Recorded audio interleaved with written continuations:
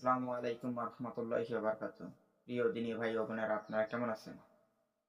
আমরা আজ জানবো সেহরি খাওয়া এবং ইফতারের সম্পর্কে। সেহরি সেহরি আমরা এমন একটা সময় খাওয়ার যেটা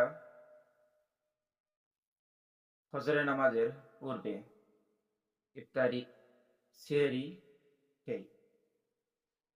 এই সেহরিটা আমরা যদি খেজুর দিয়ে আদায় করি, পাশাপাশি ভাত খাওয়ার পরে খেজুর দিয়ে রোজাটা শুরু করি, তাহলে নবীজির সুন্নত আদায় হয়ে যাবে। আর রোজা খোলার সময় বিসমিল্লাহ বলে রোজা খুলবো খেজুর দিয়ে। অন্যান্য নাস্তা পরে পানহার করব, করার পরে আমরা দোয়া পাঠ করব রোজা খোলার।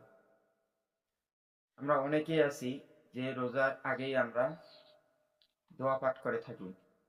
রোজা খোলা বা ইফতারি করার আগে আমরা দোয়া পাঠ করে থাকি, কিন্তু দোয়াটা ইফতারির পরেই পাঠ করতে হয়। এটা সহিহ হাদিস। আমরা সকলেই ইসলামের পথে থাকতে পারি, আল্লাহ পাক তৌফিক দান করুক, আমিন।